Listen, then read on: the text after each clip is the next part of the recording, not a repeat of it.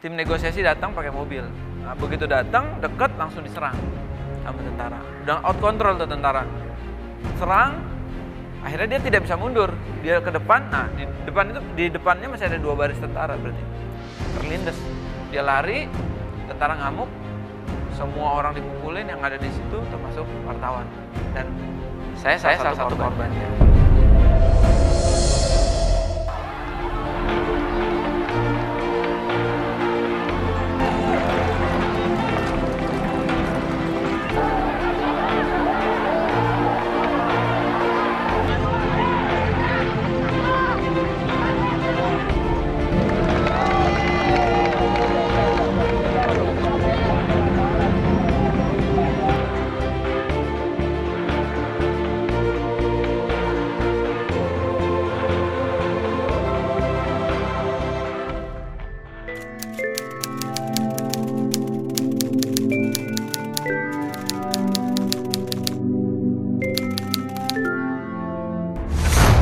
20 tahun reformasi telah kita jalani. Banyak perubahan yang tentunya kita alami.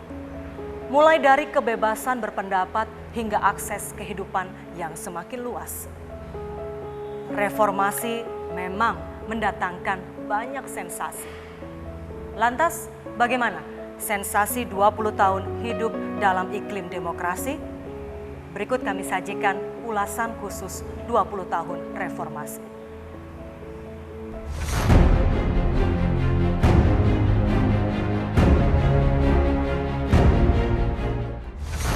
Ya, 20 tahun reformasi ini menjadi momen ya bagi kita Kontras dan teman-teman untuk merefleksikan perjalanan 20 tahun reformasi.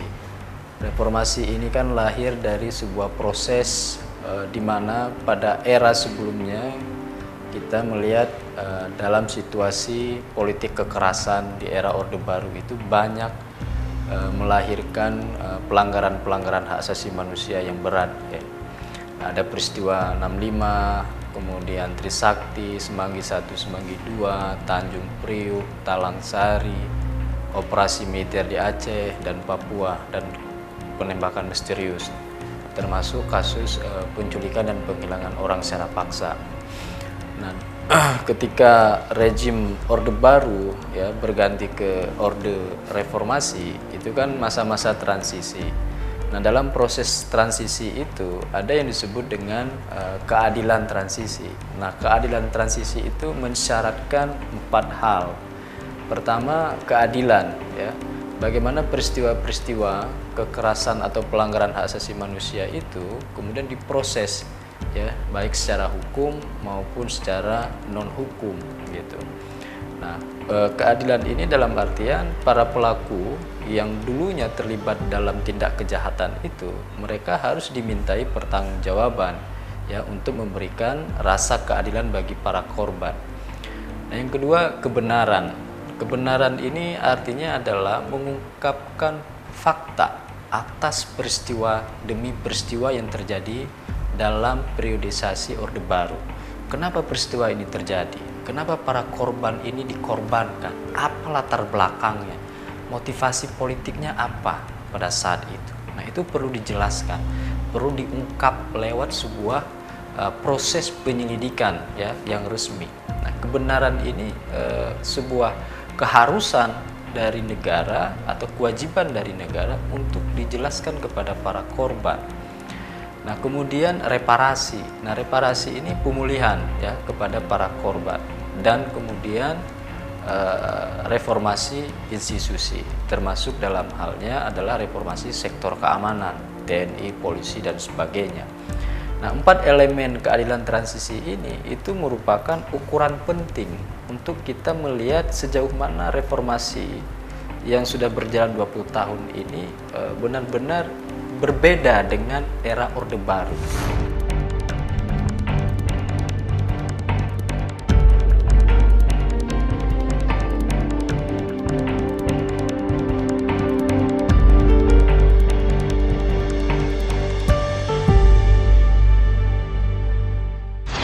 Masa reformasi 1998 selalu dikenal sebagai sebuah peristiwa besar dalam sejarah bangsa Indonesia. Bagaimana tidak? Reformasi 98 inilah yang menjadi momentum bagi Indonesia untuk beralih dari sistem Orde Baru menuju sistem demokrasi melalui sebuah reformasi. Saya memutuskan untuk menyatakan berhenti dari jabatan saya sebagai Presiden Republik Indonesia terhitung sejak saya bacakan pernyataan ini pada hari ini, Kamis 21 Mei 1998.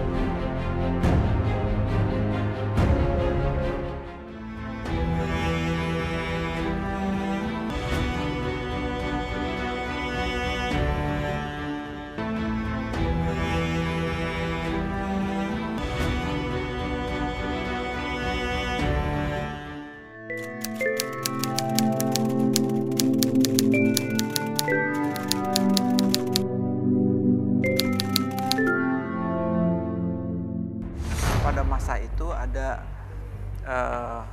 aksi mahasiswa yang menuntut perubahan kepemimpinan Soeharto yang di waktu itu dirasakan sudah tidak sesuai lagi dengan kehidupan masyarakat. Mereka menyuarakan. Itu terjadi sebenarnya pada tahun 1997. Di awal-awal tahun itu mahasiswa demo hanya di dalam kampus. Karena ketika keluar kampus mereka dihajar habis. Nah, begitu seiring berjalannya waktu, tuntutan semakin besar, mereka akhirnya memiliki organisasi. Nah, dari situ mereka mulai keluar kampus. Nah, ketika keluar kampus itu mereka mulai berani. Artinya mereka kalau awal-awalnya begitu keluar kampus, begitu ada aparat dia lawan. Nah, besokannya mereka kumpul di satu titik, keluar melakukan unjuk rasa seperti itu. Terus saya mengikuti itu, saya pikir pasti ini ada puncaknya. Begitu puncaknya adalah ketika mereka sudah main di luar, terutama di DPR, di Sudirman, di Gatot Subroto gitu ya. Mereka berani. Kita salut juga pada mereka. Artinya ketika awal demo mereka masih ketawa-ketawa dengan aparat. Begitu udah waktunya, pasti ada jamnya tuh. Menjelang sore, pasti mereka nyerang atau sambit atau mukul seperti itu. Nah, begitu puncaknya, saya udah pikir pasti ada puncaknya, di kapan ya puncaknya. Instingnya aja, karena udah sekian lama nggak mungkin begini aja. Nah, tiba-tiba ada teman-teman Trisakti waktu itu masih di dalam kampus.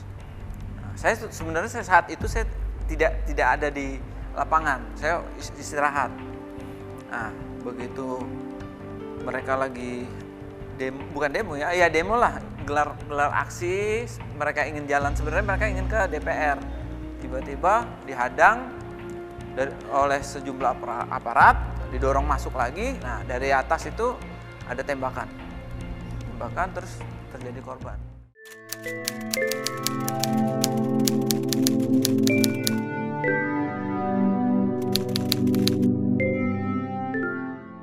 Aksi ini kan nggak di Jakarta aja, rata di seluruh Indonesia, yang dipimpin oleh mahasiswa. Kemudian mahasiswa juga bergabung dengan masyarakat lainnya. Jadi elemen lain juga terlibat di situ, bukan mahasiswa aja sebenarnya. Nah, kemudian setelah hari itu penembakan, besok pemakaman. Itu kalau nggak salah tanggal 12 ya. 12 itu pemakaman. Setelah pemakaman, penembakan, 13 itu pemakaman. Setelah pemakaman baru terjadi kerusuhan. Diawali sebenarnya kerusuhan itu yang saya tahu adalah dari depan Trisakti. Orang mulai menyerang pos. Nah, pos terus kemudian di sebelahnya tuh ada pom bensin. Nah, masa ini kayaknya mau bakar itu. Awalnya tuh mau bakar itu, begitu baru mau bakar, ternyata ada sejumlah pasukan udah disiapin, ternyata di polsek sebelah itu tembak. Nah, ini sebenarnya bukan mahasiswa udah. Ya macam-macam. Mahasiswa justru ada di belakang sebenarnya. Itu bukan mahasiswa, orang lain, saya nggak tahu. Tapi saya pernah ketemu dengan mereka di jalanan juga. ketika mereka ditembakin pakai apa kayu itu, dia bertahan, dia terus lari. Nah di awalnya di situ mulai tuh di jalanan banyak massa, bukan mahasiswa loh, gitu. Massa yang nggak tahu dari mana, toto kumpul di situ, mulai bakar ini, gua ngancurin. Nah itu kira-kira jam 1 sampai jam 3 lah, tuh jalan tuh merembet ke arah Dan Mogot. Setelah itu gelap, kita nggak tahu, tapi saya udah dengar tuh katanya ada di sana ada pembakaran ini, pembakaran. Nah itu tanggal 13, tanggal 14 pagi saya dapat informasi UI bikin upacara gitu, mengenang ini ya, pokoknya di kampus Salemba. Begitu saya ke Salemba, saya lihat asap udah melambung tinggi dari kota. Saya ke sana dengan beberapa teman wartawan, masih bisa jalan tuh lewat sini, tapi lewat Hayam Wuruk udah nggak bisa masuk, lewat Gunung Sari itu udah kayak badai. Jadi bukan mahasiswa, badai. Orang itu kiri kanan main sambit, pecah, ambil angkat mobil, bakar. Dan kayak tentara ketika itu nggak bisa apa-apa. Dia hanya pakai tameng, Pak Wart mungkin cuman sekitar 60 orang itu, hanya jaga aja jadinya tentara. Nah setelah itu mahasiswa terus arahnya ke DPR. Sampai satu saat mereka masuk, beberapa orang, nggak tahu tanggal 18 kalau nggak salah itu. Beberapa orang aja yang masuk. Begitu masuk, mereka nginap. Malu baru besoknya itu 19-an itu gelombang mahasiswa itu banyak sekali datang ke situ dan akhirnya menduduki. Setelah itu Soeharto lengser, udah kehidupan seperti normal. Tadi tuntutan masih ada ketika Habibie dipilih kan, mereka melakukan aksi lanjutan karena Pak Habibie dianggap antek-antek yang akan meneruskan rejimnya Soeharto. Mengenang reformasi tentu tak lepas dari sebuah tragedi yang terjadi di negeri ini. Kerusuhan yang terjadi pada bulan Mei 20 tahun silam tentu menjadi sejarah kelam yang harus dibayar untuk sebuah reformasi. Demi memperjuangkan nasib bangsa ini, 4 mahasiswa Universitas Trisakti terbunuh dalam aksi demonstrasi.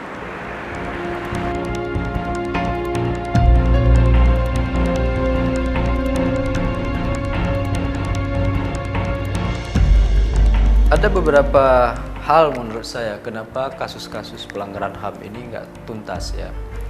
Pertama begini, reformasi 98 itu hanya menurunkan Soeharto ya, bukan mengganti rejim ya. Jadi Soeharto yang diturunkan dari posisi presiden itu berbeda dengan mengganti sebuah sistem gitu. Jadi reformasi 98 itu memang berhasil menggantikan Soeharto, menurunkan Soeharto dari posisinya sebagai presiden, tapi tidak menggantikan sistem. Karena setelah Soeharto turun, itu oligarki Orde Baru tetap berkuasa. Jadi era pemerintahan pasca Orde Baru itu yang berkuasa tetap oligarkinya Orde Baru gitu loh ya.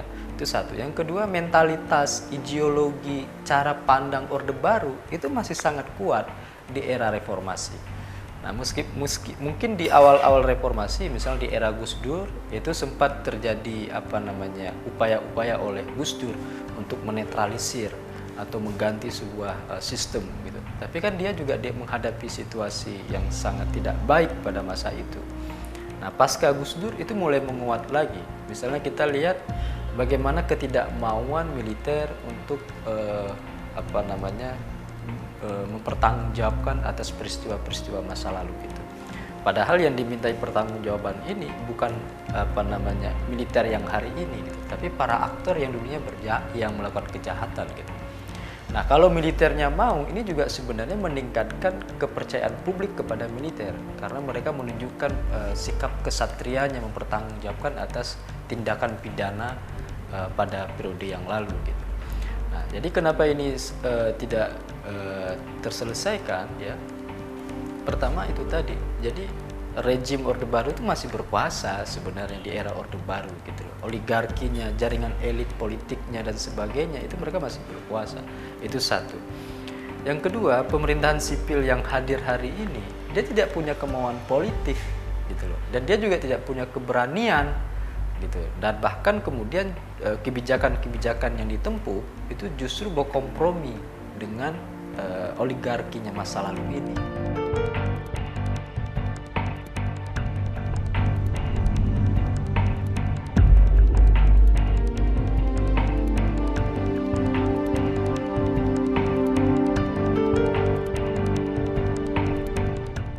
Tahun 98, anak ibu tidak diketemukan jenazahnya, jadi dikubur massal di Pondok Rangon.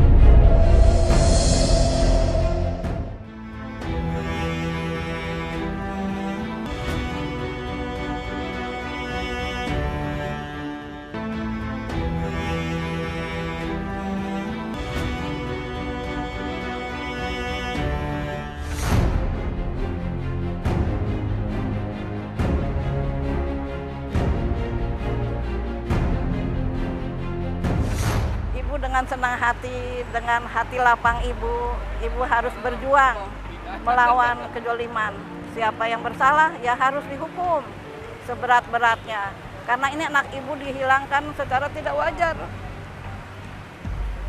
Anak ibu dibakar hidup-hidup sehingga jenazahnya tidak diketemukan.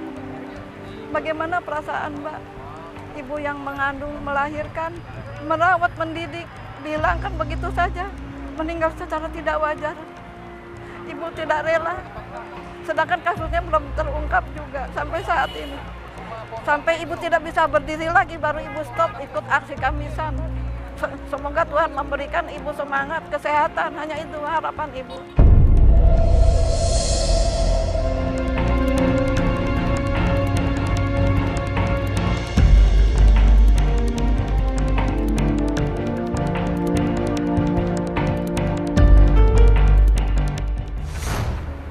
Gerakan reformasi lahir sebagai jawaban atas krisis yang melanda berbagai segi kehidupan.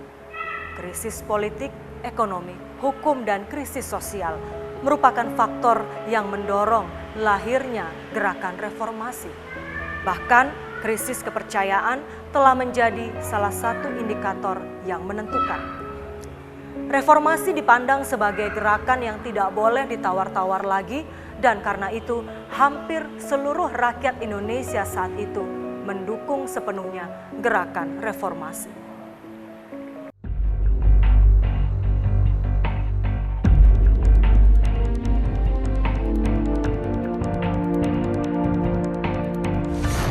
Uh, 20 tahun reformasi menyegarkan ingatan saya 20 tahun yang lalu. Bagaimana negara Indonesia pada tahun 98 mengalami krisis multidimensi, krisis moral, krisis ekonomi, karena pemerintahan Pak Harto pada saat itu pemerintahannya menjadi pemerintahan yang otoriter, militeristik, dan korup.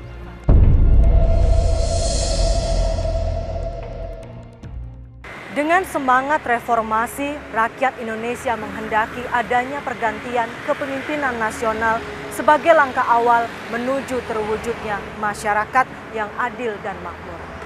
Seluruh rakyat sepakat bahwa Indonesia harus dipimpin oleh orang yang memiliki kepedulian terhadap kesulitan dan penderitaan rakyat.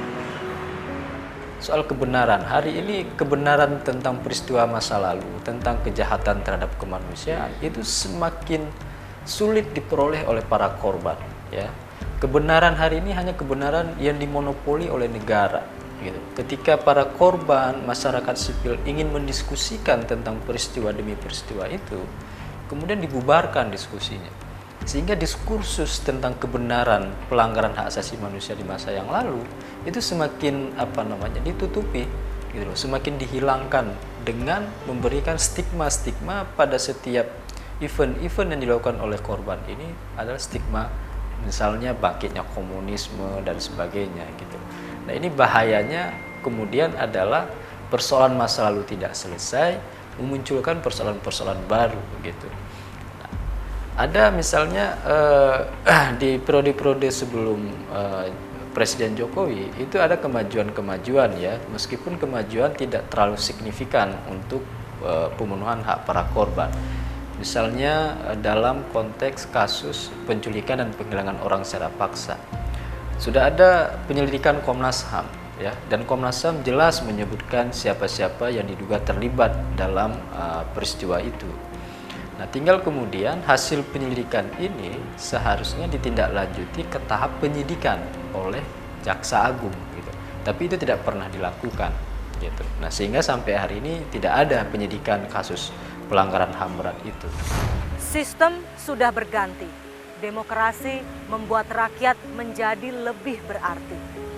Dengan reformasi, kita bisa menuntut transparansi di setiap lini. Sekarang sudah terdapat tatanan untuk penegakan HAM hingga pemberantasan korupsi. Kuncinya ada di pemimpin negeri. Apakah mau berhenti atau terus maju mewujudkan mimpi? Nah, aksi Kamisan adalah cara kami bertahan untuk membongkar fakta kebenaran, mencari keadilan, melawan lupa, dan melawan impunitas. Kami menuntut kepada siapapun yang menjadi presiden agar menyelesaikan kasus-kasus pelanggaran HAM berat masa lalu, agar ada jaminan masa depan tidak terjadi pelanggaran HAM berat lagi. Yang mendukung apa? Yang mendukung adalah ketika Indonesia dinyatakan sebagai negara hukum. Yang kedua, di dalam Undang-Undang Nomor 26 Tahun 2000 tentang Pengadilan HAM, di sana ada pasal yang menyatakan bahwa pelanggaran HAM berat tidak mengenal kadaluarsa. Di dalam konstitusi juga ada butir yang mengatur bahwa penghormatan, pemajuan, penegakan, dan pemenuhan hak asasi manusia di tangan negara, dalam hal ini pemerintah. Ini yang kami perjuangkan, dan saya sebagai orang tuanya Wawan yang tahu persis apa yang dilakukan Wawan semasa hidupnya, saya ingin mewujudkan agenda reformasi yang ketiga, tegakkan supremasi hukum. Bagi saya, penegakan supremasi hukum dan HAM ini satu-satunya cara untuk memperbaiki peradaban bangsa Indonesia. Pemerintahan Pak SBY pernah membentuk namanya tim penyelesaian kasus-kasus pelanggaran HAM berat masa lalu, tetapi sampai akhir jabatannya tidak terwujud.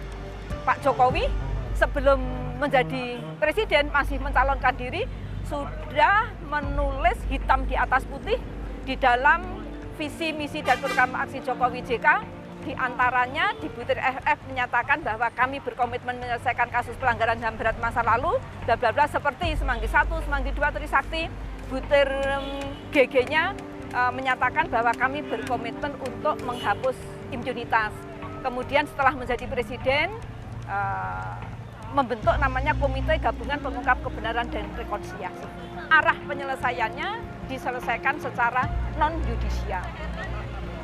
Bagi kami, Indonesia sebagai negara hukum, ketika Pak Jokowi pernah di dalam peringatan Hari HAM sedunia tahun 2015 mengatakan, untuk menyelesaikan kasus-kasus pelanggaran HAM berat masa lalu, diperlukan keberanian mencari terobosan, baik penyelesaian secara yudisial, non-yudisial, atau rekonsiliasi.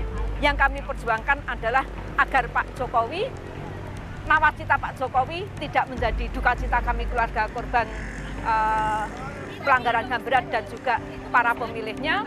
Dan harapan kami adalah Pak Jokowi benar-benar mewujudkan janji sucinya dengan menyelesaikan kasus-kasus pelanggaran HAM berat yang tertulis di dalam visi, misi, dan program aksi Jokowi JK.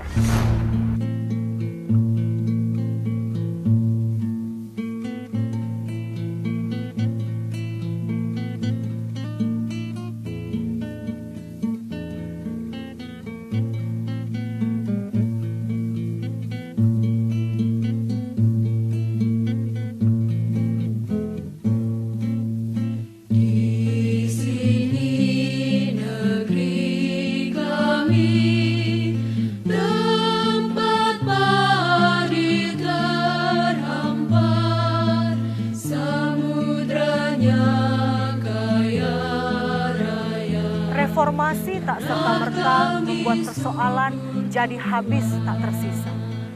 Hingga kini, kita masih menata untuk menjadi bangsa yang kuat, yang rakyatnya sejahtera. 20 tahun silam, para demonstran turun ke jalan, menggoyang Senayan demi memperbaiki kehidupan. agar tak ada lagi hari kelam yang membuat rakyat ketakutan. Reformasi sudah 20 tahun membawa angin perubahan. Teriakannya masih sama. Rakyat jangan kelaparan, hak asasi manusia harus ditegakkan. Jangan lagi ada air mata yang membuat rakyat sulit tertawa. Demokrasi milik kita, kita harus bersama demi masa depan Indonesia.